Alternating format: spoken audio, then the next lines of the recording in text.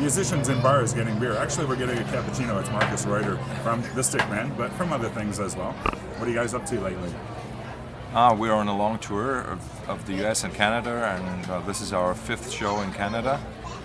And we have another like 13 or 14 shows to go. And I've been on the road for almost 4 weeks now. Wow. Yeah.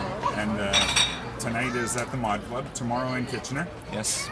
And what's the theater in Kitchener? I don't know. Oh, okay. Yeah, you know, at some point you just start losing. You don't need to edit that. It's part of the touring life. At some point you just really lose track of time, and you're not really interested anymore what the places are called, because you're just in this constant, flow of things. Yeah. The tour. And the tour, exactly. Yeah, but it's going very well. That's great. Yeah, and the Canadian audiences have been fantastic. Wow. Really, really wonderful. And it's nice to be back in Toronto. Thanks for that. And so how did you start with the Stickman? That was in 2010, late 2010.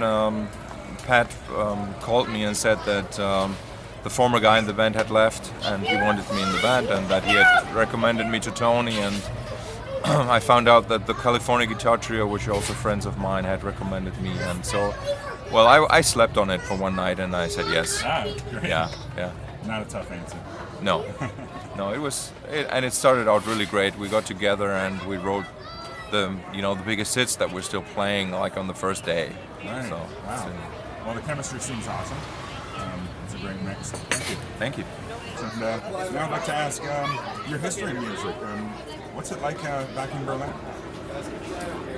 Well, Berlin is like really the first place where I really feel at home. The place where I was born, I never established that real connection.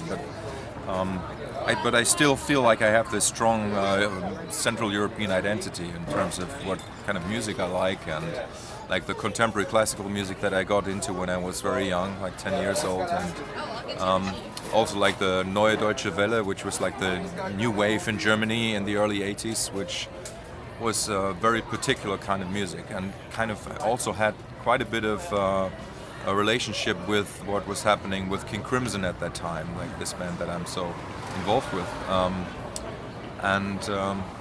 I feel like that the German.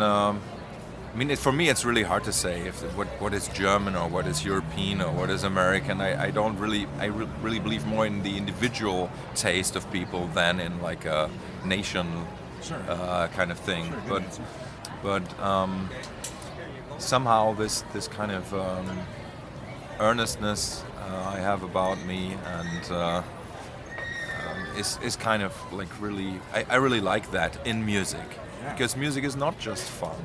It's work, and it requires energy to actually get anywhere. So it's really wonderful. Tony is trained as a classical musician. I'm trained as a classical musician. Pat is very much coming from like he's taught himself, and he's basically like the real rock, and became a prog drummer, and it's just an amazing chemistry with this band, and the music we play is some sort of contemporary chamber music that's very loud. Yeah, and it's fascinating how the people respond to it, how much they love the really kind of strange and sometimes awkward music we play. And the funny thing is that we also improvise the encore. The encore is an improvised piece. Oh, really? which is quite special to do it that way, I guess. And it's always the high point for the people. And it's absolutely crazy. It's spacey. It's avant-garde. It's it's just wonderful that in these times where sometimes people say that's like not a good time for music, but I think it's the best. We can get away with crazy stuff, and people love it, and the audiences keep growing, and I think it's great to be in music now. That's awesome. All right, so the local scene at home, did that influence in your solo career, and how do you use that going forward? Yeah, I'm pretty sure it did. It was like, especially the music education that I went through, which I started out as a very young kid, and I learned like learn music more as, or pitches more as an absolute thing rather than relative pitch. So I started like hitting on an A, you know, and then on a C, and then on an E. And this kind of understanding of music has really influenced me. And I'm a composer first and then a performer. And, you know, I perform because I want to compose.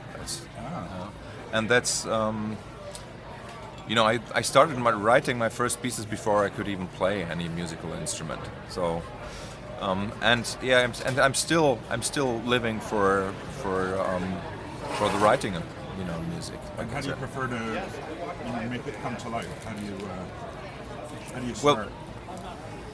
Well, it's basically what I do. I would say is conceptual music, because I have an idea for a piece, or, you know, like even the pieces I've written for Stickman, they start out as little modules that kind of have something like particular about them, something a little special or different, and then we build the songs. I build the songs around them, or we build the songs around them. It's really like a little idea. So that's how it works.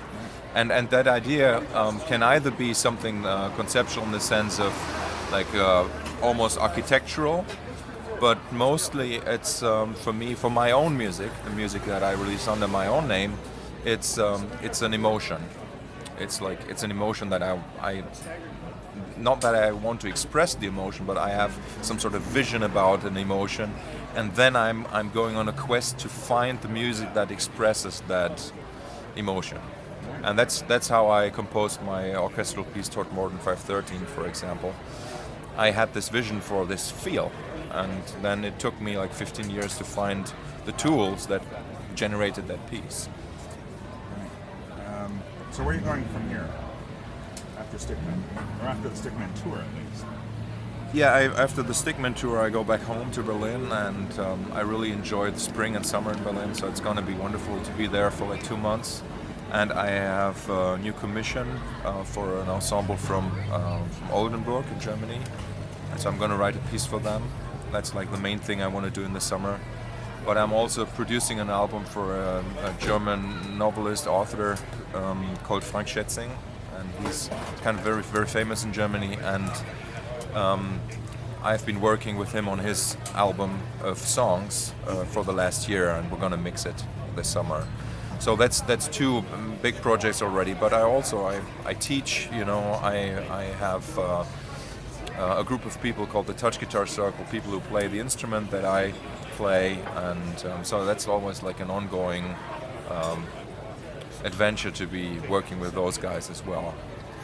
And so I'm always busy. And, too many things to mention, really. So Markus, tell us about the show that you're running right now, the Stickman show that's on tour. Yeah, it's a pretty special set list that we have, because we actually have completed our next studio album already, but it won't be out for another 6 months at least, I think.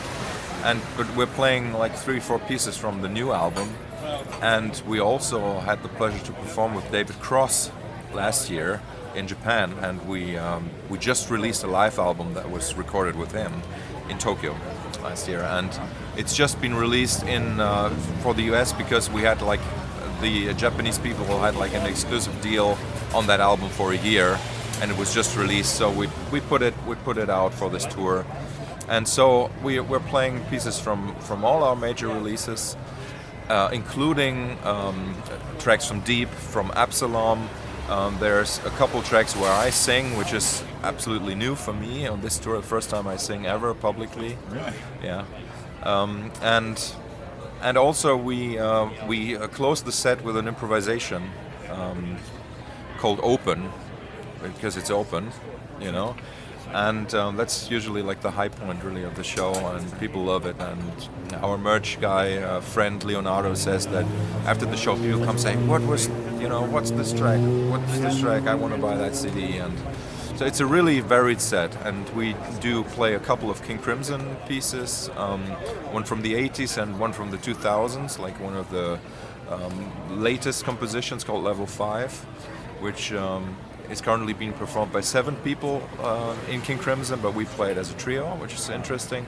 And we also play a tune written by Mike Oldfield, who is my favorite composer and musician. So it's a really special, wonderfully varied set, and we're also very happy with the flow of the set list that we found and stuff. So people are in for a real treat, I think. I mean, Do you have a favorite? Other than Favorite? the improvisation? favorite is very hard to. They are all favorites. All favorites. And do you have a favorite place you've played on this tour? Is there a house that stood out? That was probably Quebec City. Oh, yeah? I was like the biggest audience and the most enthusiastic. But really, I try to give my best every night. So for me, it's hard to tell. Of course. Yeah. Well, that's nice for Quebec. Yeah. And hopefully the Mod Club will do it tonight, and perhaps Kitchener tomorrow. Yes. Was there anything else you wanted to say to your millions and millions of fans? Mind you, I only have 50. Millions and millions and millions of fans. Thank you very much for everything, and keep listening. Thank you for being on Musicians in Bars Getting Cappuccino today, Markus. Yeah. It's been a pleasure. Thank you. Cheers. Thank you, Billy.